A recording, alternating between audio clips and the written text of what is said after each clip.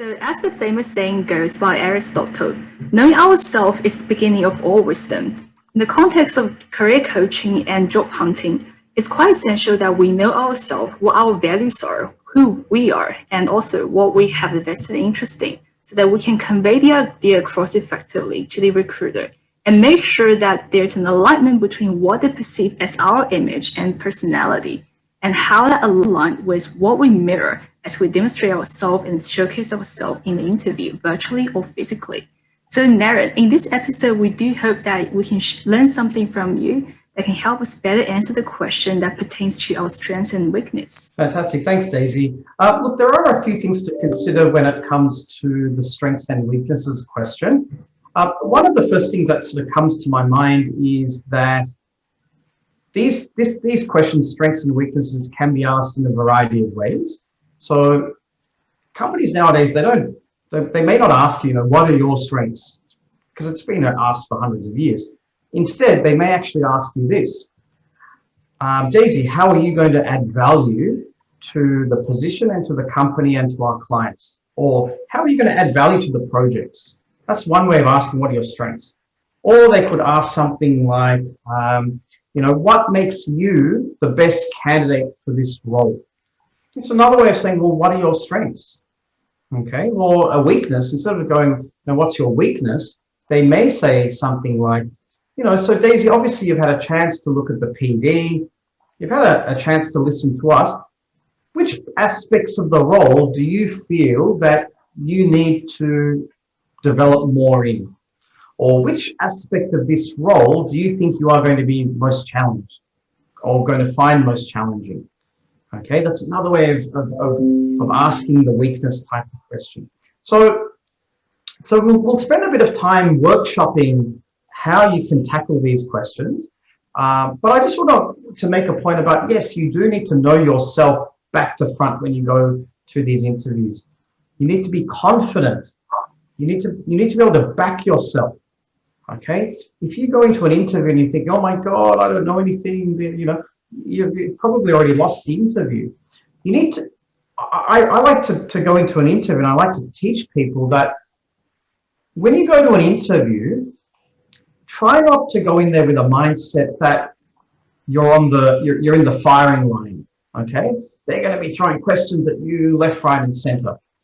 Obviously, that's going to happen, but change your thinking around to go, I'm attending this interview to showcase who I am and why I believe I am the best graduate for this role, for this company, and for the role. Okay? You've got to balance that between that being confident and then maybe arrogant to go into, like a downer and go, you guys are lucky that I'm free to have an interview with you today. I've got a busy schedule. You can't do that. You've got to go there to back your skill set and what you know about that particular role, whether it's in estimating or design or project management. Okay, so you've got to know yourself, have confidence in your inner self. Okay, and the tools that you need for that, obviously, you need to be a strong communicator. You need to know how to listen. You need to have that presence. So if I'm sitting here in this podcast like this, people are going to go, oh my God, that guy looks like he's really shy. Whereas in here, I'm trying to sit upright. I'm using my hands. I'm modulating the tone of my voice, the speed of my voice, even my eyes. I don't talk like this normally to people. Others, they'll probably think, this guy he's had too many Red Bulls or something. But when you go to an interview, okay, if you are talking about your strengths, you need to have passion about them. So a couple of quick points. Know yourself, yes, but you need to know your resume back to front. They will be quizzing you on many different things you've said in your resume. And the worst possible thing to happen is if they ask you something in your resume and they catch you off guard. So tell me more about how you used AutoCAD and Revit to develop that 3D model for that dual occupancy project. And if you've sort of made it up, or they go, so which part of Revit did you use in order to do the 3D visual? And if you go, I did what? Is that really there? You're in big trouble. Okay, so you need to know your resume. The most critical thing in an interview is you need to know the company, okay, and you need to know what the job is precisely. Yep. So if you go into an interview, you should never go to an interview unless you know, like you should have the job ad or the position description, because if you go to an interview, and this will affect your strengths and weakness answer. So if you go to an interview, and if you think the job is mainly about estimating and tendering, okay, if you think 90% of this job is all about estimating, okay, but if you don't know, if you haven't read the PD carefully or spoken to them, and you know, and you don't find out that 40% is actually in maybe procurement or in subcontractor management, or maybe in design and drafting, okay, or site inspections. If 40% is site inspections and you miss that, and you spend 90% of your time talking about estimating, they will think this guy's, he's good in estimating, but he missed all the site engineering and inspections that we need in the candidate. So you need to know the job, you need to know the company. Again, if you go for an interview and the company does 90% of their projects are residential, okay, and you go in there and you talk all about your master's projects that are all bridges and tunnels and road and major infrastructure, they're going to go, this guy doesn't know anything about doing, 3 townhouses on a block. Okay, or flip side, you go for a job and it's all infrastructure, and you go to the interview and they go, what are your strengths? Well, I'm amazingly good at project managing small residential projects. That's what I'm good at. And these guys are like, what? You're going to be on the team doing the Westgate upgrade project. Bit different to doing a renovation, So in summary, know yourself, yes, know your capabilities, your strengths, your skills, your achievements, know your resume, know the company, know the job. Once you know that, then it's easy to come up with your strengths, okay, and a weakness. Yeah, that's invaluable insights, and I do feel like sharing my takeaway just to test the understanding. So simply, I believe confidence should come inside out, and it comes from clarity. And I do want to unpack what I understand by this clarity in 2 dimensions. So one, it comes from the clarity as to what you understand about the company and the recruiter. So from what you understand about the company and what you research about what the position entails, you have to understand and interpret the question. Just as you say, nowadays we may not anticipate something as straightforward as tell me about your strengths. Sometimes we get anticipated to read the lines as they ask the question. So we need to sort of infer what they want to learn from us in the way we approach the question. And on another perspective about ourselves, I guess most basically, definitely working ourselves through the resume once again, as we certainly can expect to be asked about something they would just quote from the resume, and more deep down what our values are. And from who we are, what the person is, not from a technical viewpoint, but just generally as a person, what makes us interesting and differentiable.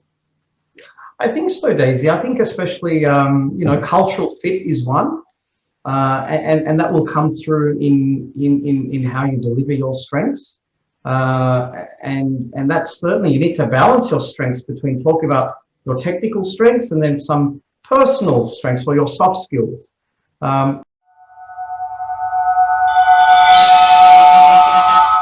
What might be useful for people listening is if we actually do a bit of a mock interview just on the strengths and the weaknesses question. Is it okay for one of you guys to be the candidate and I'll be the interviewer? Cool. So let's hypothetically say, Navia, that you've been shortlisted and you're in an interview for a junior estimator role. Yeah. And the panel of interviewers have said, okay, Navia, the next question is about your strengths. Tell us a bit about your core strengths as a civil and construction engineering graduate. Yeah.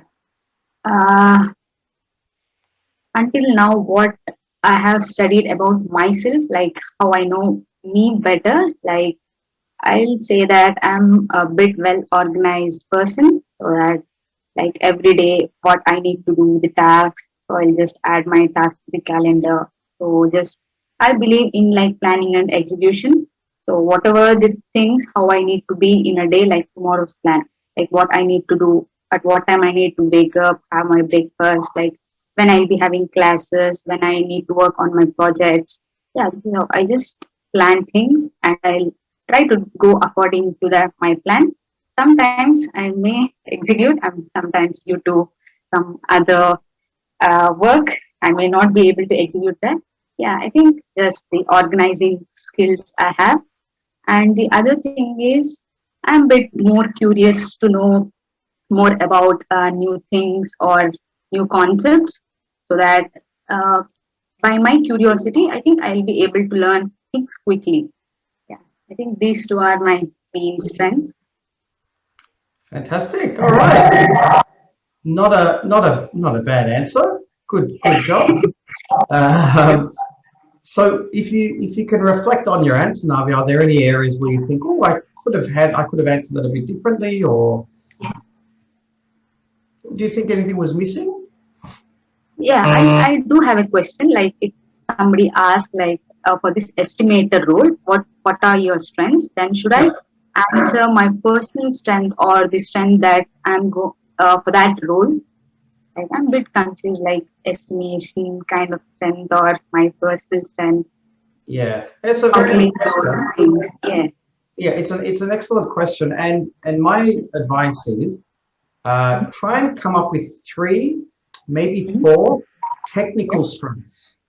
Okay. Okay, Yeah. technical Mm-hmm. strengths to do with the job, and then you can have one strength about your personality or your soft skill strengths. Yeah. Okay, so Mm-hmm.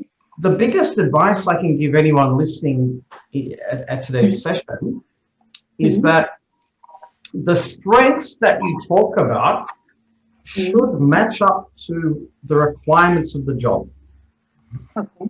For example, if in the job ad for this estimating role that you're interviewing for, if they say, look, successful candidate will have strong skills and experience or knowledge in CostX, Takeoffs, AutoCAD, and the tendering process. Okay, those are the strengths that you need to talk about. Because in the answer, if you go, well, and these are the ones that you covered, Navia, you said, I'm good at planning, I'm good at organizing, I can learn new concepts, and I'm a Yeah. quick learner. Yeah. Do those match to those 4 strengths in the job ad? No. Very Okay? different. Yeah. They don't. And so that's why knowing the job ad and what they want is so critical. So if you give the answer and go, sure, my strengths are in structural design, structural design, site inspections, project planning, and getting council permits. Do those match to the 4 strengths of the job ad? It's bit No. away from skills. Yeah. It's entirely different. It's like this. Let me give you a very basic example. If you go for a job as a pizza maker, pizza chef, and they say you need to know how to make the dough, make the tomato sauce, organize the timing in the oven, and customer support for a pizza chef job. If they go, what are your strengths? If you go, well, I can ride my bicycle really fast, I can cut hedges, I can paint fences, and I'm generally a really good handyman. Does that match? Doesn't match. So my point is, you've got to bring in your strengths that match the job ad, and always come up with 3 technical from the job ad and 1 soft strength, which could be, I'm really awesome, I'm really good at planning and organizing my schedule. Yeah. Okay. My last tip is, it's not good enough to say, sure, my strengths are estimating, tendering, AutoCAD, and what was the last one? And takeoffs. There's no evidence. Yeah. So your answer should have a short introduction like this. This is the perfect structure for the answer. They will ask you, what are your strengths? Or they'll ask it in another way. How are you going to add value to this role? What makes you the best candidate? Okay. You can say, sure. Well, in terms of my core strengths, I would say that I'm quite strong in Costex. I'm also good in tendering. I've done a lot of takeoffs. And yes, I'm good at using AutoCAD for interpreting plans and doing minor modifications. So I think those are my main technical strengths. Just to give you a little bit of background on each strength, in terms of tendering, I did a major project where we went through the whole tendering process for the Westgate Tunnel, in terms of Costex, I recently did the intermediate course using Costex. It was a really awesome course because I learned how to do X, Y, Z. Okay. Coming to my experience doing takeoffs, well, I was really fortunate to do an internship in my final year with a small construction firm. I was really part of the team where I got to work with the contract administrator, where I was helping, her name was Jenny, I was helping Jenny do all the takeoffs for 3 major projects. Pretty much I was doing ABC. So that's a bit of a summary as to my strengths, and I can see that there is a bit of a good match between what I can do and what this position really requires. And so I think that I'm a pretty good match to the role. And just to summarize, in terms of my soft skills, you know, I'm really good at planning and organizing my schedule and my time. Especially during my last year of uni, I was working 2 jobs. I had 4 assignments and 4 units. I was also volunteering with and so I used Google Planner and Google to organize my schedule, to make sure that I was always on time with my projects and things like that. So that's a bit of an overview as to my strengths in terms of this position. So that's sort of a long-winded, you need to cut back the answer. But if you get asked about your strengths, that's how you should be answering the question. Just on that point, do you mind clarifying how we can tell this question apart from the introduction in the way we fabricate the answer without repeating each other a bit? Yeah, the introduction is a bit different. Okay, so as you can see there, it is a bit different to the strengths. The strengths, you've got to pick the top 3 or 4 from the job ad, talk about those, and maybe 1 soft skill like multitasking, teamwork. I like this soft skill, taking initiative. Okay, taking initiative. Thinking outside the box, innovation, another good skill. Okay, 3 technical, 1 soft. Those are the strengths that you should talk about. Okay, and I'm also happy to talk about the weakness question if.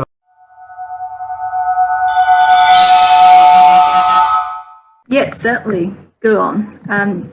I guess this is where the pitfall lies, wherein we may not be able to strategically and tactfully select the example that may not expose the best part of ourselves, but one that tends to do us a disservice. Yeah, and the weakness question is quite a common one, but it's common, but people are now sort of recruiters and HR managers they're sort of moving away from the weakness and asking it in a different way, like, what do you think is going to be the biggest challenge you'll face in doing this role? Okay, but if you do get the weakness one, thinking back to what I just spoke about with the job ad, so you definitely don't want to mention a weakness that is a big part of the role. So if the first bullet point in the job ad says, candidate must have strong skills in cost X, okay, And if they go, what's your biggest weakness, Naren? If I go, oh, my biggest weakness is cost X. I've done 3 courses. I didn't even know how to do anything. It's so hard. I've given up. Okay, you can't say that. Okay, or if they go, what's your biggest weakness? And the third bullet point in the job ad is about tendering. Oh my God, I think my biggest weakness is tendering. I really hate it. I get bored. It's so boring. Who wants to do it? Can't say that. Okay, even if cost X, I'll give you an example. When I was a marketing assistant, like when you work in marketing, you need to know how to do a bit of design, right? And the software program is called Photoshop. The company I worked at, Pacific Brands, they sent me to do 2 one-day courses on Photoshop. I still can't use it. I hate it. I really don't like it. It's so hard. I really find it hard. Canva is much easier. So if I went for a job and I know the big thing they want is Photoshop, right? I'm not going to go in there and go, oh my God, Photoshop, it's horrible. Now, chances are, even if and you can't tell lies in an interview, if they go, Naren, what are your strengths? If I go, oh, Photoshop, I'm probably the best Photoshop user in Melbourne. It's not going to work. Because on day 1, they'll go, hey, Naren, here's your brief. Knock it up in Photoshop, 2 hours.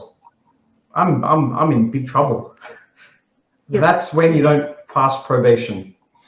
Okay. So maybe another follow-up question from me that would be: is it a good approach to honestly share a weakness that may accidentally fall into this red zone, but address it and acknowledge it as something you had in the past, but you over time outgrew this weakness consciously with some evident efforts?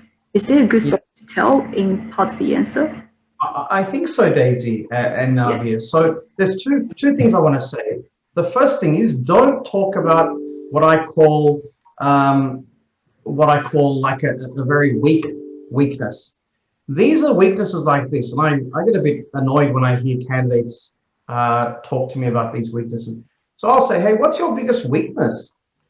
And these are the worst answers. I think my biggest weakness is I have a fear of public speaking. Okay, not good. Another bad one is this.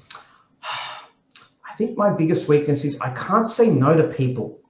When my teammates come to me and they say, hey, Naren, can you help with this? I'll drop everything I'm doing and I'll help them. I can't say no.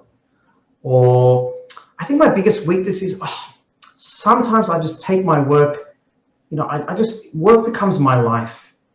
And I'll be at the office till 10 p.m. because I just love my work. And that's a bit of a weakness. So you can't use those ones. I have a fear of public speaking. Okay. Or you can't say weird ones like, I think my weakness is sometimes I feel pressure. When I've got a lot of projects and tasks, I get overwhelmed. Okay, that's a real red flag to a company if you go, oh my God, like this is a busy role. This person's saying they can't deal with pressure, forget it. So you can't give those wishy-washy weaknesses. You have, as you said, Daisy, you have to pick a real weakness. And the best type of weakness, again, comes back to the job ad. The job ad should tell you what their priorities are. Cost X, tendering, AutoCAD, takeoffs. Okay? Down the bottom, you've got to analyze this job ad and find something where they go, knowledge in Revit may be helpful. I can't think of the wording. They say something like, knowledge of structural design software, favorable. Okay, will be looked upon favorably or something. Okay, so if there's something, or they may say tendering, knowledge of the tendering process, beneficial. Okay, so pick something where it's not like a hardcore requirement. Okay. Yeah, in this case, perhaps a creative streak may be dumped. Yeah. Yep. Not a good designer or graphic designer. Yeah, that's right. So a good one could be if the job you're applying for an interview in is all about estimating. Okay, the weakness you should talk about then could be like site inspections. Okay, or it could be in structural designing or doing calculations. Well, calculations and estimating you probably want to avoid, but calculations more from a structural design. So if you go for an interview and they say, what's your weakness? And the job's all about estimating, or flip it around. If you go for a job and you know the core requirements are design and drafting, then talk about estimating. Okay, if estimating is only a small part of the role, then you can say, look, I think my biggest weakness is probably my estimation skills. Because my passion is more into structural design and drafting and doing calculations and elevations. That's my passion. I have done a little bit of estimating in my master's. We did a unit.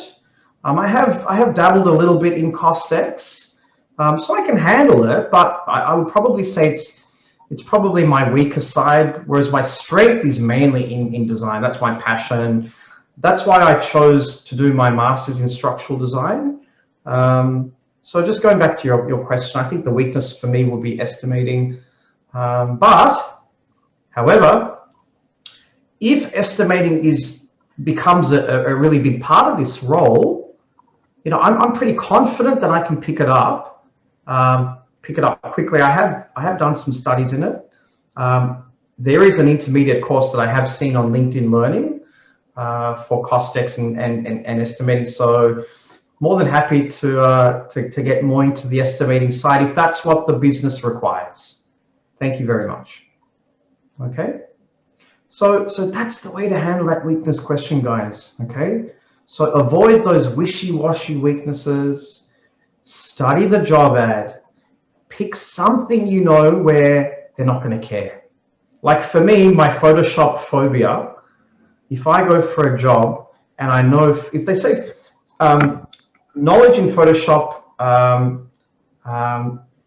will be beneficial but not essential, I'm going to talk about Photoshop. I'm going to say, hey, my weakness is Photoshop.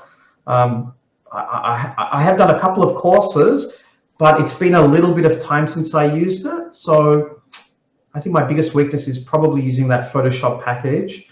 However, I'm happy to do a top-up course, a brush-up course, ASAP, so I can come into this role and use Photoshop confidently.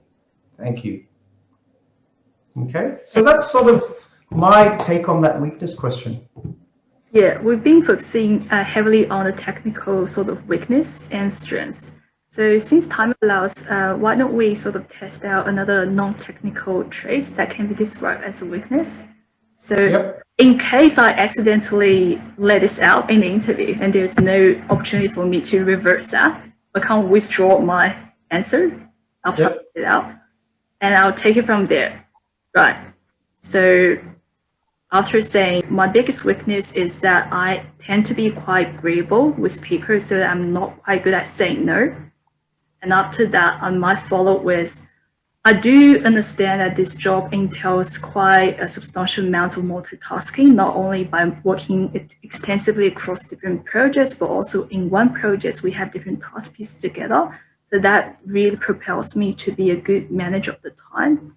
And at the beginning, I say I wasn't good at managing the priorities, but that's the case in the past. But over time, as I took the initiative to take on more volunteering roles in conjunction with my part-time job at university, it's essential for me to really manage and administer the priorities. So over time, I learned to use time management softwares and platforms, including Google and Calendly, in which I color code different tasks and the time zones into populate and aggregate the priorities. And this visualizes how I use my time and propelled me to critically examine where I should dedicate myself. I outgrew this tendency to say yes unreservedly and unconditionally. And importantly, from saying no to people, I also know how to strategically give alternative options to make sure people don't get into frustration or trouble after my rejection. For example, in my current role as quantity surveyor, if the client comes to me and they want a submission of the cost plan by the end of today, which I think not feasible, I'll present to them as an option, which is that I just given a preliminary draft, if not, maybe a summary of a significant cost or risk item for them to contemplate. And more often than not, from my example, this will often give me a buffer time in which I polish up my submission. And also, this is also where the client starts considering much earlier on than they would otherwise, how we can better manage the value and time. Yeah, that's a pretty darn good answer, Daisy. Very good in terms of, saying no to people, okay, and then giving a really good example to say, in my role as a quantity surveyor, from time to time I have clients coming to me wanting, the estimate or the cost plan, by the end of the day, and what you did was you didn't say no to the client. You said, look, what I can do is give you like a preliminary cost plan by 5 p.m. as a starting point, okay? And that will give us like a really good foundation. So tomorrow, when I have more time, I can actually give you a more detailed cost plan or workings or whatever. So that's really good, Daisy. Like you've really, the good thing about your answer is you're aware of these two weaknesses, saying no, and handling multiple priorities. Okay, so you've covered those two. But what you did that was really good was you addressed why it's a weakness, and then you gave examples of what you're doing to fix it. Okay, whether you choose one of those ones or a more technical one, so long as they link back to what's in that job ad. Okay, so if handling multiple priorities is a key focus of the job ad, then certainly what I thought you did was really cool was saying, previously I sometimes struggled with taking on too many tasks all at once. Okay, in my previous, when I was in my bachelor's degree, I would get a little bit overwhelmed, and I could see that was a bit of a weakness. So here's what I did. I did a course. I used a daily planner. I used my calendar with reminders, tasks to do, and alarms to ensure that even though I had 15 things all due on the same day, I was able to time manage and plan my activities for each of those tasks that were due all at the same time. And that's good, Daisy, because as a panel member or as a recruiter, I'm listening to you going, oh my God, like she's mature, she's confident, she's thought out, her weaknesses. This for me, the way you delivered that was like, this person knows who she is, where she's going, and that's the sort of person we want to hire. Okay, so that's a pretty good answer, Daisy. Yes, thanks, Naren. And admittedly, I drew my answer from part of the preparation of some of the latest interview I attended, and I was upon from the resources you publish online regarding the behavior interview questions. So why don't we conclude this episode and then look forward to the next one, which is behavior interview that will be chaired by both Naren and his fellow colleague Landon, in which they unpack these sort of questions, what the gist is, and how we can formulate the answer using a certain best practice principles or formula. Yeah. Thanks, Daisy. Thanks, Flavia.